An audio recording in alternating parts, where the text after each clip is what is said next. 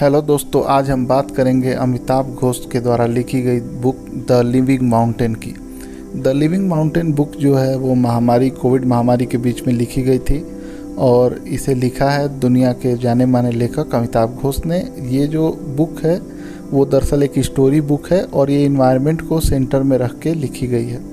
तो आइए जानते हैं दोस्तों कि इसकी कहानी क्या है। इसमें दरअसल दो कहानियाँ हैं। एक कहानी वो है जो बुक में सामान्य तौर पर लिखी गई है और एक है जो कहानी का रूपक है, जो इसमें मेटाफर यूज़ किया गया है, उसके पीछे की जो असली कहानी है। तो जो पीछे की असली कहानी है, जो इन्वायरमेंटल कहानी है और जो कि पूरे दुनिया की एक स्टोरी है, वो हम बाद में समझेंगे। सबसे पहले समझते हैं कि जो इस किताब में नॉर्मल कहानी लिखी गई है उसका अर्थ क्या है, वो कहानी क्या है। तो इस किताब की कहानी दोस्तों ये है कि इसमें एक इनकी दोस्त होती है जिसका नाम होता है मानसी, अमिताभ घोष की, और वो उसे एक रात में एक सपना आता है। मानसी नेपाल की रहने वाली है और नेपाल में एक पर्वत होता है, वो पर्वत लिविंग माउंटेन होता है, उसे महापर्वत बोलते हैं हिंदी में। और उसकी खासियत ये होती है कि वहाँ पे जो घाटी में लोग रहते हैं, उस पर्वत के पास में जो घाटी होती है, वैली होती है, वहाँ पे जो लोग रहते हैं वो ये मानते हैं कि इस पत्थर में जान है, यानी कि ये पत्थर जीवंत है, ये कोई निर्जीव चीज़ नहीं है। और उसका कारण ये है कि घाटी के बीच का जो जीवन होता है वो पूरी तरीके से लोग उसके लिए उस पर्वत पर आश्रित होते हैं, क्योंकि उस पर्वत से ही झरने आते हैं, उसी पर्वत से नदियाँ आती हैं।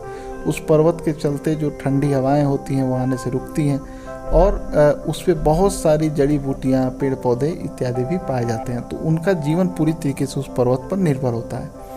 और वो लोग जो होते हैं वो एक तरीके से पुराने ज़माने के लोग होते हैं, कबीले में रहते हैं और कबीले आपस में झगड़ा करते रहते हैं। उनके कबीले और कबीले के जो तमाम गांव होते हैं वो आपस में लड़ते रहते हैं। लेकिन उन सारे कबीलों का ये मत होता है, सारे मिल कर के ये मानते हैं और वो शाश्वत सत्य होता है उनके लिए कि ये जो पर्वत है वो जीवंत पर्वत है, जीवित पर्वत है, लिविंग है, और इसे किसी तरह का नुकसान नहीं पहुंचाया जाना चाहिए और इसकी पूजा की जानी चाहिए। और इसी से हमारा जीवन है, हमारी सभ्यता इसी पर निर्भर है। तो जो चीज़ समाज को जीवन दे उसे निर्जीव कैसे माना जा सकता है, इसलिए उस पर्वत को सजीव माना जाता है। फिर क्या होता है, उन लोगों का जीवन अच्छा खासा चलता रहता है। वो लोग साल में एक बार वहाँ की जड़ी बूटियाँ और चीज़ें लेकर के अपनी घाटी से बाहर आते हैं और वहाँ पे उन चीज़ों को वो बेचते हैं, बाहर से जो व्यापारी आए होते हैं उनके द्वारा, और बेच करके विनिमय के द्वारा जो चीज़ें मिलती हैं आदान प्रदान करके, उससे वो अपना जीवन चलाते हैं पूरे साल। और उसमें उनके बहुत सारे रहस्य शामिल हैं, बहुत सारी रहस्यमयी जड़ी बूटियाँ शामिल होती हैं। फिर क्या होता है, एक साल एक अजनबी आता है और वो पूछता है वहाँ पे जहाँ पे कि इनकी एंट्री पॉइंट होती है, और वहाँ के आगे उनके जो कबीले में एंट्री होती है महापर्वत की घाटी में, वहाँ पे घुसना अलाउड नहीं होता है बाहरी लोगों का। तो वहाँ पे एक बाहरी व्यक्ति आता है एक साल और वो पूछता है कि आपके पर्वत का रहस्य क्या है, आप इसके बारे में क्या क्या जानते हैं। ये लोग बताते हैं कि ये पर्वत जीवित है और इसने हमें जीवन दिया है और इसमें तरह तरह की जड़ी बूटियाँ, पेड़ पौधे इत्यादि ये सब पाए जाते हैं। फिर वो व्यक्ति कहता है कि अच्छा, इतना ही कुछ आपको पता है, और वो सब कुछ नोट करता रहता है। जब ये नोट करता है वो कागज़ पे, तो लोग डर जाते हैं और वो फिर व्यक्ति कहता है कि हम जल्दी ही मिलेंगे फिर से। उस व्यक्ति का नाम होता है एंथ्रोपोसीन। एंथ्रोपोसीन यहाँ पे समझ लेना जरूरी है कि एंथ्रोपोसीन दरअसल एक ऐसी अवधारणा है जो कि नई 20वीं सदी 19वीं सदी के बाद आई है। इसमें वैज्ञानिक मानते हैं कि ये जो वर्ल्ड का जो पूरा सिस्टम चेंज हो गया, क्लाइमेट चेंज, तो उसके बाद के युग की जो शुरुआत हो रही है वो जो है एंथ्रोपोसीन युग है। तो उसको इसमें दर्शाया गया है कि एंथ्रोपोसीन आता है और वहाँ आने के बाद सब कुछ नोट करके ले जाता है और वो सोचता है कि ये लोग निरा बेवकूफ़ है, इन्हें कुछ भी नहीं पता, इन्हें ये भी नहीं पता कि इस पर्वत के नीचे इतने सारे जो है खनिज पदार्थ हैं, मिनरल्स हैं, इसके अलावा गैस है, पेट्रोलियम है, ये सब चीज़ें हैं। और कुछ ही दिनों बाद, कुछ महीनों बाद वो सेना लेकर के अपनी आता है और वहाँ पे आक्रमण कर देता है और कबीले के अंदर, जो कि आज तक कोई नहीं घुस पाता था, वहाँ पे वो घुस जाता है और घुसने के बाद से सब कुछ तहस नहस करके वहाँ के लोगों को वो अपने कब्जे में ले लेता है, बंदी बना लेता है, बहुत सारे लोगों को मार देता है और उसके बाद से बाकी लोगों को स्लेव बना लेता है, यानी कि उनको एक तरीके से मजदूर बना लेता है। फिर वहाँ पे जो लोग आते हैं बाहर से, उसमें 2 वर्ग होते हैं, कि एंथ्रोपोसीन होते हैं, और एंथ्रोपोसीन में कुछ ऐसे लोग होते हैं जो कि पैसे वैसे अच्छे कमा के वो क्राउनी बन जाते हैं। क्राउनी से इस कहानी का मतलब ये है, क्राउनी मतलब कैपिटलिस्ट, एक तरीके से पैसे वाले, उसमें भी जो पैसे वाले हैं। इसके बाद से वो लोग क्या करते हैं कि इनके द्वारा मजदूरी करवाते हैं जो कबीले के लोग हैं, और जो बाहर से लोग आए होते हैं एंथ्रोपोसीन लोग, वो लोग उस पहाड़ पे यानी कि महापर्वत पे पढ़ाई जो है चढ़ाई शुरू कर देते हैं। और चढ़ते चढ़ते वो ऊपर की तरफ जाने लगते हैं। वहाँ जा के वो नए नए खनिज पदार्थ ढूंढते हैं, और वहाँ से जो कचरा निकलता है, जो भी खोदने के बाद जो पत्थर वगैरह निकलता है, उसे वो नीचे फेंक देते हैं, जिसकी वजह से तबाही भी मचती है। कई बार नदियों का मार्ग रुक जाता है और इस तरीके की दिक्कतें आती हैं। और वो ये बताते हैं कबीले के लोगों को कि तुम लोग बिल्कुल ही असभ्य हो, तुम्हें कुछ नहीं पता, न तुम्हारे पास ज्ञान है, तुम लोग निर्जीव पत्थर को सजीव मानते हो, और आलसी तुम इतने हो कि तुम कुछ नई चीज़ खोजना नहीं चाहते, नई चीज़ ढूंढना नहीं चाहते, और इसी की वजह से तुम्हारी संस्कृति कमज़ोर है। हम तुमसे सांस्कृतिक रूप से श्रेष्ठ हैं, हम तुमसे आर्थिक रूप से श्रेष्ठ हैं, और हम तुमसे बौद्धिक रूप से श्रेष्ठ हैं, और इस वजह से हमारी सभ्यता तुमसे आगे है।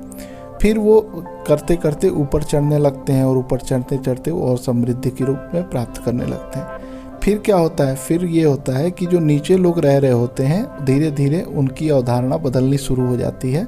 और पहले जो उनके जीवन में मनोरंजन होता था, जो नृत्य होता था और बहुत सारे योग होते थे, शांत जीवन उनका चलता था, धीरे धीरे उनको भी भौतिकता आने लगती है, और वो देखते हैं कि ये बिल्कुल सही कह रहे हैं, और उनके अंदर एक सांस्कृतिक रूप से हीन भावना आने लगती है कि हम सच में कमज़ोर हैं, हमारी संस्कृति सच में कमज़ोर है, हम बुद्धि के रूप में सबसे ज़्यादा, इनसे ज़्यादा कमज़ोर हैं जो बाहर से लोग आए हुए हैं।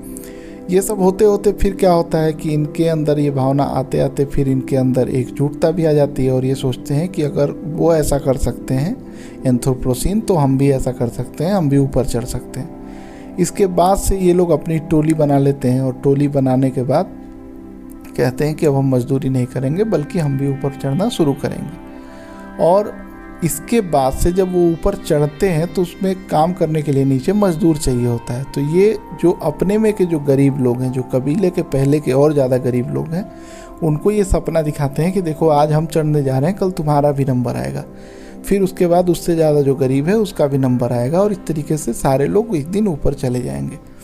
तो ऊपर फिर ये चढ़ना शुरू कर देते हैं कबीले के लोग। कबीले के लोग जब ऊपर चढ़ना शुरू करते हैं तो उसके बाद से महापर्वत में भूस्खलन होने लगता है, पहाड़ टूट टूट के गिरने लगते हैं। उसका कारण ये है कि उस पर ज़रूरत से ज़्यादा बोझ पैदा हो गया।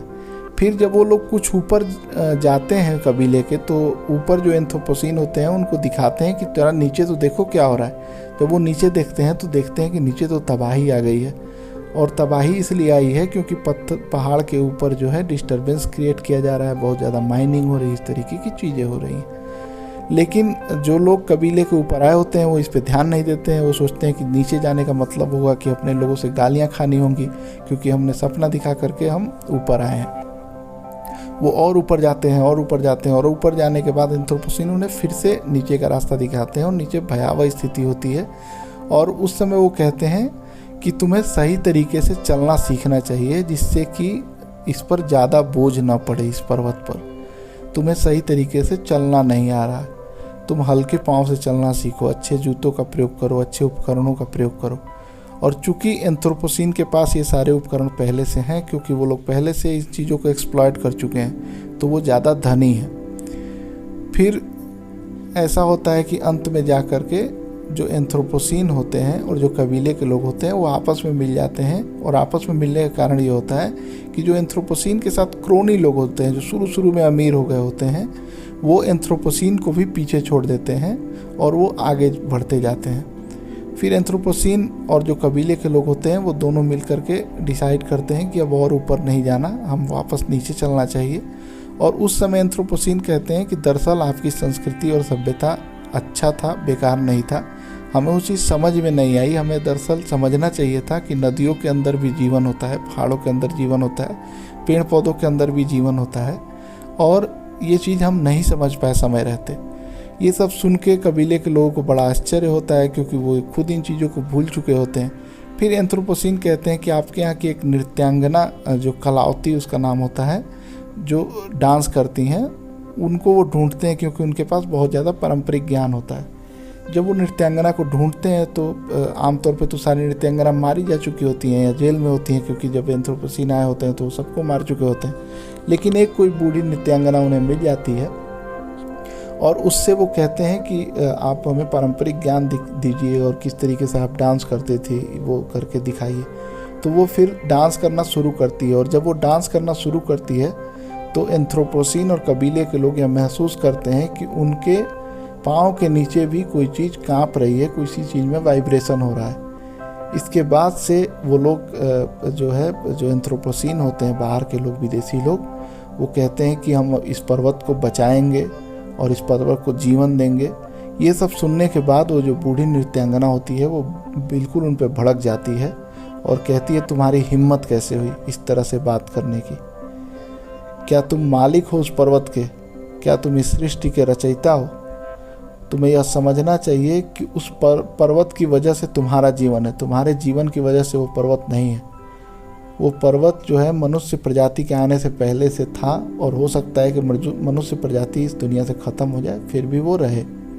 तो वो ये बताती है कि मनुष्य की सूक्ष्मता कितनी कम है, कितनी छोटी प्रजाति है वो, और इसके साथ ही वो कहानी ख़त्म हो जाती है। वो कहती है कि पर्वत तुमसे कुछ कह रहा है और क्या तुम अभी भी वो नहीं समझ पा रहे हो कि वो क्या कह रहा है, और इसके साथ ये कहानी ख़त्म हो जाती है। तो ये तो नॉर्मल कहानी है दोस्तों जो कि इसमें बताई गई है। इसके पीछे की कहानी क्या है वो मैं बता देता हूँ आपको। इसके पीछे की दरअसल कहानी इस पूरे दुनिया की कहानी, और वो पूरी दुनिया की कहानी ये है कि यूरोप और अमेरिका के देशों ने पूरी दुनिया के जो पुरानी सभ्यताएं हैं, भारत और साउथ एशिया के दूसरे देश, या फिर जो है दक्षिण अफ्रीका और अफ्रीका के दूसरे देश, या फिर चीन, ऐसे देश, इन सारे देशों को उन्होंने गुलाम बनाया और गुलाम बनाकर यह कहा कि हमारी संस्कृति श्रेष्ठ है। फिर हमने उनकी संस्कृति अपनाई, फिर समय के साथ उसके दुष्परिणाम निकले। उसका कारण यह था कि सांस्कृतिक श्रेष्ठता जैसी कोई चीज़ नहीं थी। उन्होंने सारा शोषण करके अपने शहरों को, अपने देश को चमकाया। यूरोप और अमेरिका की चमक दुनिया के शोषण से निर्मित हुई है। तो पूरी दुनिया से उन्होंने चीज़ों को एक्सप्लॉइट किया, और एक्सप्लॉइट करने के बाद अपने आप को श्रेष्ठ किया। उसके बाद क्या हुआ? उसके बाद ये हुआ कि जो दुनिया के देश आज़ाद हुए औपनिवेशिक शासन से, उन्होंने भी वही रास्ता अपनाने की कोशिश की जो यूरोप और अमेरिका ने अपनाया था। उसके लिए उन्होंने अपने जंगलों को तबाह करना शुरू किया। जैसे जो यहाँ हमारे देश के बड़े बड़े शहर हैं, वो हमारे गाँव को, हमारे छोटे शहरों को, या फिर हमारे खनिज संसाधनों का उसी तरीके से एक्सप्लॉयटेशन करते हैं। तो इस पूरे प्रक्रिया में हुआ ये है कि जो अमीर लोग हैं, जो ताकतवर हैं, वो और ज़्यादा ताकतवर बन गए, और प्रकृति का पूरी तरीके से विनाश हो गया। इसके बाद जब सब कुछ विनाश हो चुका है तो वो कहते हैं कि हम हिस्टोरिकल जो एमिशंस हैं, जो ऐतिहासिक विनाश हुआ है, उसकी जिम्मेदारी हम नहीं लेंगे, उसकी जिम्मेदारी सामूहिक है। जबकि हिस्टोरिकल एमिशन सिर्फ और सिर्फ यूरोप और अमेरिका ने ही किया है। तो ये इसकी पूरी कहानी है। ये कहानी कॉलोनियल टाइम की है। कॉलोनियल टाइम में बिल्कुल यही घटना घटी थी कि वहाँ से आकर के लोगों ने पूरा एक्सप्लॉइट किया, और एक्सप्लॉइट करने के बाद जिम्मेदारी लेने से इनकार कर दिया। और अब वो कह रहे हैं कि आपकी सभ्यता तो ठीक थी, आप मिलेट्स अनाज जो खाते थे, आपका जो आयुर्वेदा था, या फिर दुनिया के दूसरे अफ्रीकी जो देश थे, आपको जो रहने सहने का ढंग था, आपके जो भवन की बनावट थी, जो मिट्टियों से घर बनते थे, इसके अलावा जो आपके कपड़े थे, जो सस्टेनेबिलिटी थी, तो ये सारी चीज़ें बेहतर थी। उसको वो कह रहे हैं कि वो बेहतर थी, और जबकि वो सब कुछ एक्सप्लॉइट हो चुका है। तो इस कहानी के माध्यम से अमिताभ घोष ने दुनिया की कहानी को बताने का प्रयास किया है कि ये दुनिया की कहानी है कि पहले कॉलोनीज़ ने पूरे दुनिया को एक्सप्लॉइट किया, और अब वो उसकी जिम्मेदारी उठाने को तैयार नहीं है। तो ये थी दोस्तों द लिविंग माउंटेन की कहानी। अगर ये किताब आपने पढ़ी है और आपको इस किताब में कुछ और नई चीज़ समझ में आई जो हम नहीं समझ पाए, नहीं बता पाए, तो उसके बारे में हमें कमेंट करके ज़रूर बताएं। आप सबका बहुत बहुत धन्यवाद।